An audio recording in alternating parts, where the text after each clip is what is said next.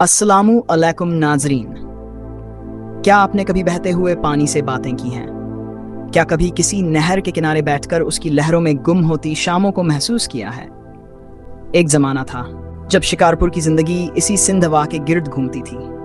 ये सिर्फ एक नहर नहीं थी, ये हमारे शहर की धड़कन थी, हमारी खुशियों का गहवारा थी। आज जब मैं आंखें बंद करता हूं तो मुझे आज भी वो मंजर याद आते हैं, वो कहकहे, वो पानी के छपाके और वो बेफिक्री के दिन। गर्मियों की दोपहरें यहाँ मेले का सामान लिए आती थीं। सिंध हवा का किनारा हर खासो आम की पनाहगाह बन जाता था।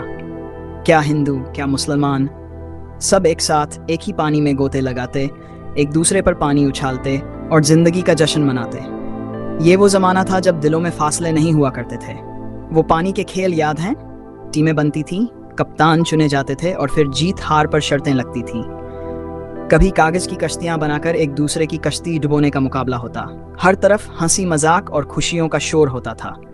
लगता था जैसे यहाँ किसी को गम छूकर भी नहीं गुजरा।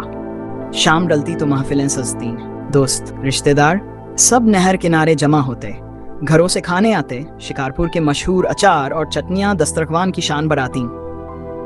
ये नहर हमारी संस्कृति का मरकज थी, हमारी रूह का हिस्सा थी।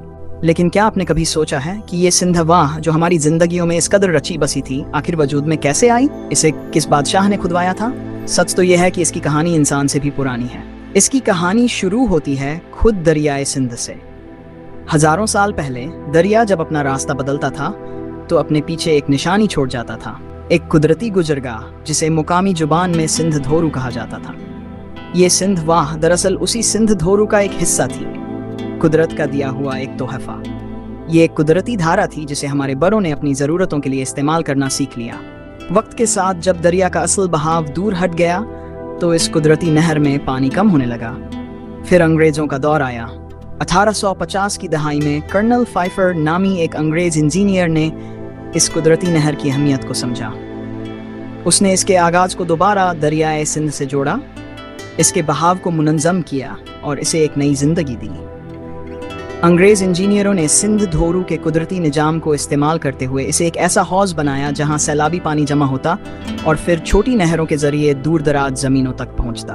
बेगारी वाह, रईस वाह, शेर वाह, ये सब इसी एक माँ सिंध धोरू के दम से चलती थी। सिंध वाह कुदरत और इंसान की मेहनत का एक हसीन इम्तिजाज थी। दरिया ने रास्ता बनाया और इंसान ने उसे मंजिल तक पहुंचाया।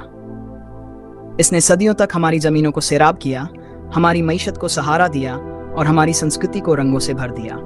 आज शायद सिंध वाह में वो पुरानी रौनकें न रही हों, लेकिन इसकी यादें आज भी हमारे दिलों में जिंदा हैं। ये हमें सिखाती है कि किस तरह कुदरत के तोहफों की कदर की जाती है और कैसे हम आहंगी के साथ जिंदगी गुजारी जाती है। ये सिर्फ पानी का एक बहाव नहीं, ये हमारी तारीख है, हमारा विरसा है, एक बहती हुई याद जो हमेशा हमारे साथ रहेगी।